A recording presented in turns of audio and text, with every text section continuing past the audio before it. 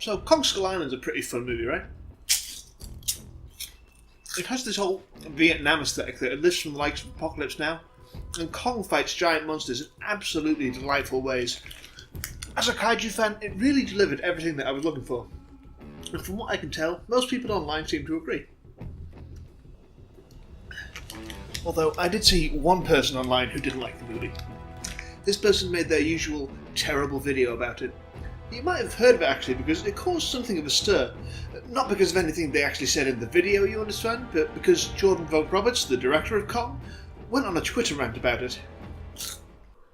Mystery Science Theatre built something artful, endearing and comedic on top of the foundation of other people's work. It had merit to itself. Things like Cinemasins suck the lifeblood of other people and are often just wrong about intent or how cinema works. It's terrible. Things like this drive me crazy. This is meant to be absurd. Cinemasins would ding Pulp Fiction for Jules and Vincent not getting shot.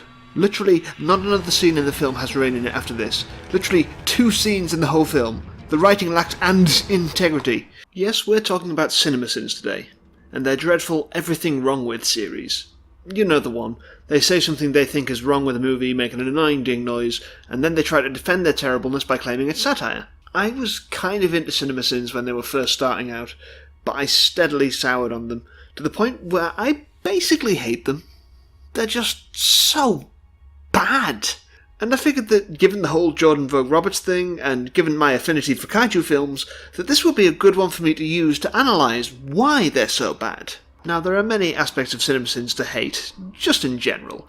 I would highly recommend watching Bob Vids and Sean and Jen's videos about them if you want to see a lot of the general problems, like with spelling and audio editing. Take 1 step back, 3 more.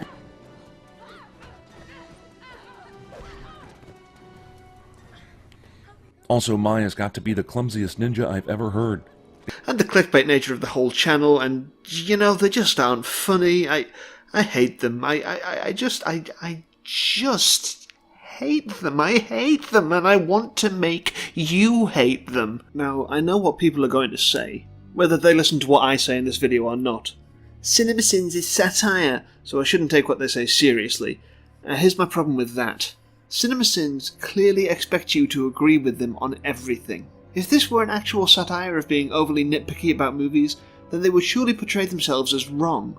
Pick up on easily disprovable points and make his being obviously wrong about them the joke. But no, they're smug know-it-alls who state that this isn't just what they dislike about movies, it is what is objectively wrong with them. However, I don't want to make you watch their full video and pick it up point by point. That feels a bit too close to how the enemy does things for me. And besides, we've got Bob Vids, Cinemasins, Sins, and Captain Spade for that. Ungrateful we should be. So to do this my way, we'll be looking at this a bit more non-linearly. Starting with... This will probably be a shorter section. Because for all Cinemasins claim not to be film critics, they do actually attempt to throw in the odd critique of the films they're talking about in their videos. Because they're hypocrites. So, let's see what they actually try to say about Kong Skull Island. Sometimes an enemy doesn't exist till you're looking for one. This dialogue is so stupidly pedantic that I'm starting to think the script was written by Yogi Berra. Cinemasins think the dialogue is bad. They say this at multiple points throughout their video, even at one point adding on 10 sins all at once for it. Now, criticising the dialogue is obviously something that real critics tend to do, which is probably why Cinemasins thinks it makes them look smart to do it. But the dialogue in Kong Skull Island isn't really all that bad. I mean, perhaps it's a bit basic and the characters are a bit thinly sketched, but it serves the purpose of what the movie is. Kaiju movies don't exactly need to have amazingly written dialogue and characters. Sure, it's nice when you do get it, but by and large, you're only there to watch the giant monsters punch each other. Now, I don't think I'm saying anything too revolutionary, that when you're judging the dialogue in a movie, you have to take into account the kind of movie you're watching. This is part of the problem with Cinemasins. Everything they do is judged on exactly the same criteria, which is purely the criteria of, what can we say is wrong with the movie to extend out our videos to the right length? So, of course, when you judge a movie under these criteria, then you're bound to look at a movie like Kong, where the dialogue is somewhat stylistically thin, because, you know, it's using the style of classic kaiju movies, and you latch onto that as something inherently wrong with it. So yeah, I'd say there's not much weight to this criticism of the dialogue. Also, the guy who wants to criticise this dialogue has this written in his video. Foreshadow irony. So the next thing he's really got against this movie is the timescale. He gives it quite a lot of sins over this. 5 sins, in fact. 5 sins for the same issue with the movie, which does raise another point about the value of sins, but I'll get back to that later. So early on in the movie, they establish that the characters have 3 days to get to the extraction point on the far side of the island. 3 days later, the refuel team will meet us here on the north end of the island. That may be our only safe departure window for an unknown period of time. Then later in the movie they say there's 48 hours left, then 36, then 24. Then Tom Hiddleston says that they can get to the extraction point by dawn, then they get there on time. He has problems with all of this, but it's 3 days to get there and the movie goes to nighttime twice, so when they get to the extraction point in time, it's not that weird. Perhaps some things seem a little stretched out with the time, but I can't really think of any movie where that isn't the case. I mean, how many times have you been watching a movie and asked yourself, how did they get there so fast? Or where so much stuff happens to a character in one night that it seems hard to believe, or where a year or more goes past and seemingly nothing of interest has happened to anyone in that time.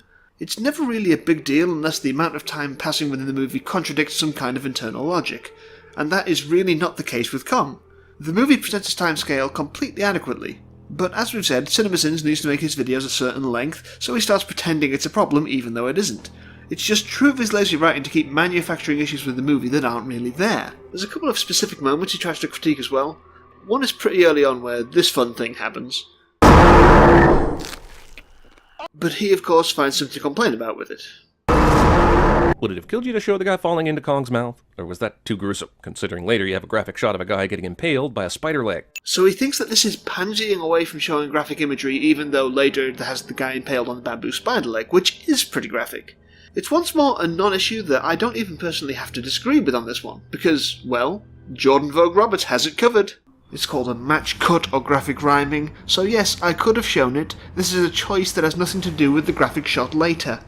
Another moment he tries to critique with this movie is when Shea Whigham's character sacrifices himself to try and stop the Skullcrawler. He's annoyed that the movie dares to try and have an emotional moment, and that the Skullcrawler tail whips him rather than eating him. But, like, it's a joke. It's a funny joke based on subverting expectations. I figured that you would know something about that, Mr. Cinemasins. Now, there is one critique of the movie I almost agree with him on, when he says this. I really would have loved to have seen more Hank and Gunpei, because their adventure contains the most intrigue. How an American pilot and a Japanese pilot became friends after being enemies, becoming friendly with the natives, learning how to survive on an island full of monsters, and Gunpei's death at the hands of the Skullcrawlers. It's way more interesting than everything we've seen so far. Yes, a movie about Hank and Gunpei surviving on the island would be very interesting and fun. Jordan vogt-roberts has said it's a movie he would enjoy making, which Cinemasins would know if he did any research before writing his videos. But regardless of that, the idea of how interesting a spin-off movie would be has nothing to do with the quality of the movie you're watching. Yes, a Hank and Gunpei movie would be fun, but that doesn't make Kong Skull Island less good as a result. And that is the extent of his actual attempts at criticisms of the movie. Now, this is where I'm going to go a bit more Bob vids on him, because there's a bunch of stuff that he just straight up gets wrong about the movie. I'm not going to list them all because we don't want to be here too long. I mean, this bag only has so many prawn crackers in it. Young Hank displays his incredible stormtrooper aim, even though he could literally walk right up to the other currently unarmed pilot and shoot him point blank. Unarmed? He's got a sword! You're showing it as you're complaining! Also, he has a gun and a knife, but you didn't put those in, did you? Because that would have meant having to delete a sin from your script. Just out of curiosity, if a landmass has this much of a reputation, why is it just now being discovered? Because they only just launched the satellites that took the pictures of the island. They say this in the movie. For the first time, we're putting cameras into space and looking down on the Earth. You'd know this if you paid attention. Take it away, JVR. Because it's inaccessible by boat and thus only discovered when we launched satellites in the 70s with cameras looking down at the Earth? I know you just left your office, but we thought it would be more cinematically pleasing for you to take this call in a phone booth in the rain. If I had to guess, I'd say because he's not in his office right now? They're all getting ready to leave the base and he's by the phone booth at that exact moment. So why not put the call through there? Cole's not excited about the bombs going off. He's just happy that the director chose him for the obligatory destruction reflecting off sunglasses shot. That's not Cole. If you pay attention to the movie, you'll see that Cole is not wearing sunglasses in the helicopter at any point. No, this is a different character called Sunglasses Pilot. I think your clue might have been in the name there. Giant spider somehow went unnoticed until now, even though he's got giant bamboo-like legs. As soon as this guy dies, we hear nothing but... And it's as if this giant spider materialized out of nothing before he started stomping on everybody. Do they need to kill this thing? Just run! It's camouflage. The spider is hiding with its bamboo legs in a bamboo forest, but once they spot it in the awesome Cannibal Holocaust reference, it doesn't need to hide anymore, so it starts making noise. And the reason that the soldiers aren't just running is because the spider is attacking them. They can't just run because of the giant bamboo spider legs slamming into the ground around them. All these giant, dangerous, prehistoric creatures appear exactly once apiece in this movie. Except for the pterodactyls and the bison. Nils' head is completely clean here, despite just being gooed right in the face by the giant death bug a few seconds ago. But you see, they're not in the bamboo forest anymore here. Time has passed, so they probably cleaned the goo off his face. You can see there's still spider goo on his uniform. Tom Hiddleston is desperately trying to hide his, I just did this bullshit for a large paycheck, but I'm still a respected British actor face here. You're saying this about the guy who plays Loki, and the outrageous French villain in Early Man, and did narration in an episode of Robot Chicken, and played the Great Escapo in The Muppets Most Wanted, and was in an ad for Jaguar. You think that Kong Skull Island is beneath him? And one day, the damnedest thing happened. Some of the things they were afraid of started protecting them against the things that were eating them. Why? Nobody knows. Seems like a creature like Kong wouldn't care one whit about a bunch of humans getting slayed by giant monsters, but I guess it's all so he can be the good guy. King Kong has never been evil. In the 85 years he's existed in film, he's always been the good guy. Sure, he's eaten a few villagers in other movies, but that's only because he's an animal. He's always been a victim of others attacking him, and has previously fought other monsters like Godzilla or Mechanic-Kong. Learn your Kong history. These guys suddenly have flamethrowers that were not part of this movie until just now. Yes, they did. This guy had one the whole time. Here he is, carrying his flamethrower. Boat must be around that bend. Conrad, apparently one of the greatest trackers in the world, can't find his way back to the boat, even though they literally just came from that direction. But you just showed him saying where the boat is. They got chased out of that Kong graveyard by the skullcrawlers, meaning they're disoriented, so he used his skills as a tracker to lead them to the river so he could find the boat. That's what's happening when he's looking at these mushrooms. That's the big one. We were told that the big one would only surface once Kong was dead, so who told him that Kong was dead? Or does he have a heart monitor that tracks him remotely and erroneously flatlined? That is not a thing anyone said at any point. All they said about the big one before this was... You don't want to wake up the big one. That's it. You're just making stuff up now. Jeez, how many Ex Machinas are in this movie? Maybe 5? I'll give it 5 sins for all the Ex Machina. So, for this last thing that he's just wrong about, Cinemasins don't know what Ex Machina means.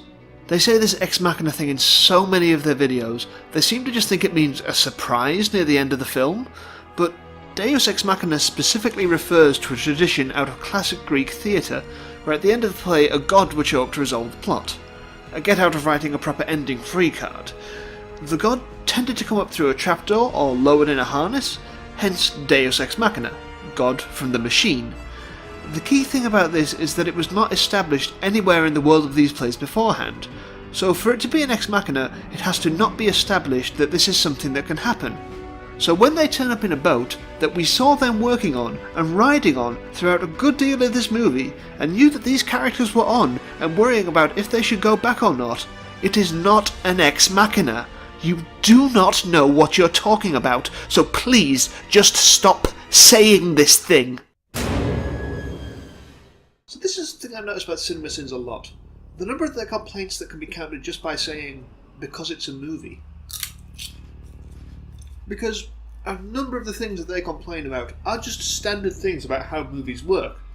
And you'd think anyone who makes such a regular video series about movies would understand a rule as simple as show, don't tell. As if on cue, James gets into a fight to show off his survival skills right in front of guys who are going to hire him for that very thing. Movie inserts stupid cigarette smoking scenes so that we know this shit around here is flammable. Does Private McBabyface really need to test the napalm? It will always do napalmy things. You see, it's a movie. Movies are more interesting if we demonstrate things about the characters or plot elements on screen. Would you rather they say someone is a good fighter but we don't get to see them fight? Or for exploding gas to only explode when it needs to, with no establishment of it beforehand? Or for them to use napalm without us seeing how it works? But then, we all know if they didn't show it, you would complain about that too, wouldn't you? Several people survived this. If the characters didn't survive the helicopter crash, we wouldn't have a movie. So really, to pick this up as a fault with the movie is just kind of dumb. They just got this f***ing weird boat made of airplane parts to work, and yet the natives instinctively knew to come down here and say goodbye to Hank. The Hiwis turning up here is just a nice moment. Hank saying goodbye to them is important for his character. We don't really need to look into the literal of how they knew to turn up at this exact moment. Would you rather the movie didn't have any kind of emotional payoff to things? Do you have no joy in your soul, Mr. Cinemasins? Jesus, how many f***ing cameras did they take to film this reunion? And Jesus, how staged is this? The camera operator gets a shot of Hank walking inside his own house, and they have all the reaction shots in real time? Nice moment, but f*** off. This one really gets me annoyed, because he himself even acknowledges that this is a really nice moment, but still claims it's a problem with the movie because there's too many camera angles. But it wouldn't look as interesting if it was just one. It's a movie. Stop taking things so literally, you utter chwonk. And there's one moment in particular in this video that really says a lot to me. Movies are art. So did Kong slam this helicopter to explode in a fashion by which the flames would create this symmetrical stare down between Packard and Kong? Probably not. It's just a visual expressing itself in a manner pleasing to our eyes and brains. But I'm sinning it anyway, because I'm a dick who takes things literally, and Packard should be dead. Cinemasins is in fact completely aware of why his videos are garbage. He says it right there in an attempt to be funny. This is, again, where if he were making some kind of actual satire, he could probably do something quite clever with the idea of being overly literal about stuff like this, and how he's missing the point of the movie did this just to look cool because it's a movie. But he's openly saying he knows that the movie is doing this just to look cool, and he's giving it a sin anyway. It's just so galling to know he's aware of how pointless his writing is, but does nothing to ever try and change or update his style. For another point with this, he complains about how Kong hits the Skullcrawler with a tree like a baseball bat. Kong grabs a tree as a weapon, but after slamming the Skullcrawler's head into the rocks a few minutes ago, what good does he think a tree is going to do? And the answer is nothing. Oh yeah, it looked like it hurt, but it was f***ing worthless. It had one use, and it's done. Now what? But again, this just looks cool. It's a movie about a giant gorilla punching lizard monsters in the face. Why are you acting like the rules of reality apply? Why are you taking stuff so seriously? Why aren't you just having fun? So I know what people are going to say. Cinemasins is just a joke. You shouldn't take it so seriously, they're not real critics. And I would be willing to accept that Cinemasins is harmless, and that I shouldn't take them as literally as they take the movies they watch, if their jokes were funny. But they're just not. I mean, they're really, really not funny. I mean, look at some of these. Creature Pick interdicts specifics about the South Pacific. Luckily, Mason Wander stored the helicopter that's meant for hot people only. As our satellites show, the island is surrounded by a perpetual storm system, allowing it to remain hidden from the outside world. It's a lot like that TV show Lost. Anyone remember Lost here? Well, you will. How are these even jokes? Oh, and he also complains about jokes that the movie makes, like this bit. There is no way I'm getting on that helicopter. Why do movies even bother with this bullshit anymore? Yes, Cinemasins is annoyed at the movie for making a joke that's been used in a lot of things before. But he has so many running jokes through his videos, a fair few of which turn up in this one. Many civilizations spoke of it in legends. Skull Island. Roll credits. In case you confused it with the Da Nang Air Force Base in Des Moines, Iowa. In case you confused it for Bangkok, Maine. He did that one twice. I don't believe I'm saying this, but that almost made sense. The Senator would almost be amazing at Cinemasins. And perhaps my favourite one here? Run to the side, you idiot! The guy yelling did not go to the Prometheus school of running away from things, but his partner, guess where he went? Because the movie made fun of that trope that he likes to make fun of, and he gave it a sin anyway. He's mad because the movie made fun of the thing before he could. He also gives the movie a sin when Samuel L. Jackson says, "As usual, remember, hold on to your butts." Also, that's the truth, Ruth, and I will strike down upon thee with great vengeance and furious anger. And I'm here to talk to you about the Avengers Initiative. And he gives it a sin because it's a reference to Jurassic Park, another movie Samuel L. Jackson was in. But then... Hang on, there were also regular dinosaurs like Triceratops on the island? Are we sure this isn't actually Isla Nublar? So I guess it's okay for Cinemasins to make a reference to Jurassic Park. Also, there's this. Out of 1,000 young men on that ship, I was the only survivor. Careful, Bill. I hear Elijah Price is looking for a guy like that. A reference to Unbreakable, another movie that Samuel L. Jackson was in. One rule for the movie, another rule for Cinemasins, eh? Another oddly hypocritical joke is this one.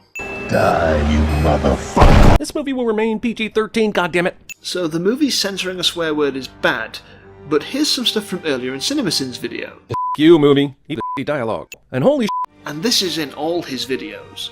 So if censored swearing is bad, why do you do it? Now, I don't tend to write swear words into my scripts. It's very easy to do, not swear, when you have a planned, written script. But Cinemasins writes swearing into his script, records it, and then censors it. So why bother putting it in the first place? Also, this one's just infuriating as a kaiju fan.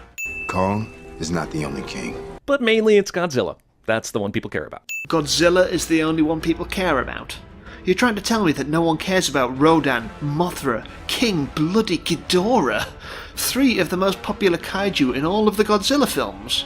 Sod off. And this is something I haven't really seen people talk about when they're discussing his videos before, but he always ends them with a bit where he plays audio from other movies over clips of the movies he's sinning. The motherfucker's tip top. The refuel team will meet us here on the north end of the island. That may be our only safe departure window for an unknown period of time.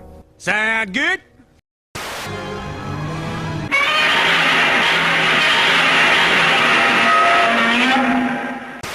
Ignoring the fact that this isn't a joke in any sense, this goes on for 2 straight minutes in this video, upping it from the 17 minutes or less of the title to 19 minutes.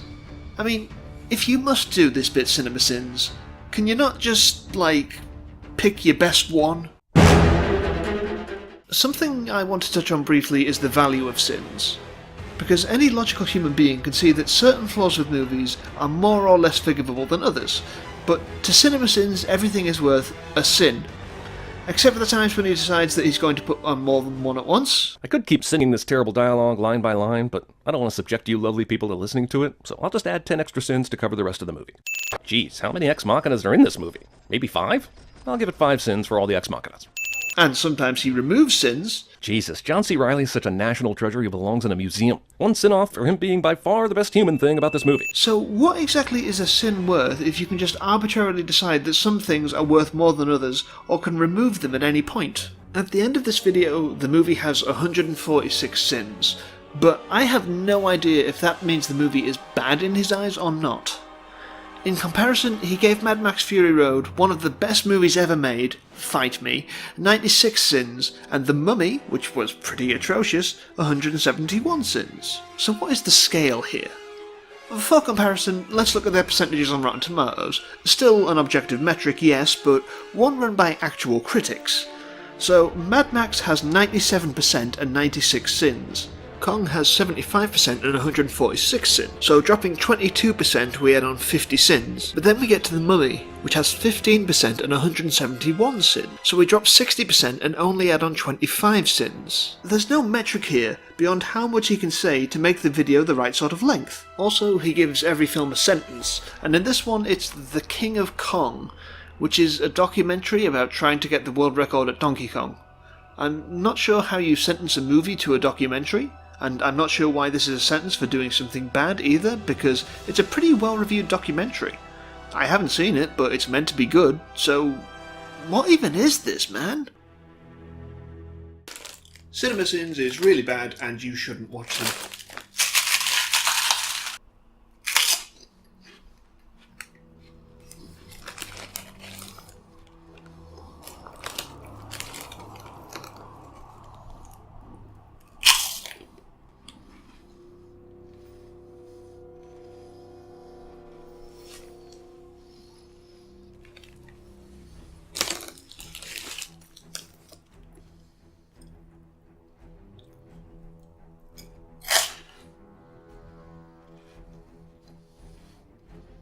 Thanks so much for watching my video all about why Cinemasins is terrible.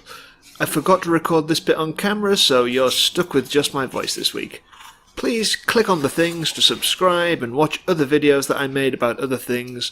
You know the drill by now, this is YouTube. We have to beg at the end, it's the law. This is a terrible idea for a gimmick.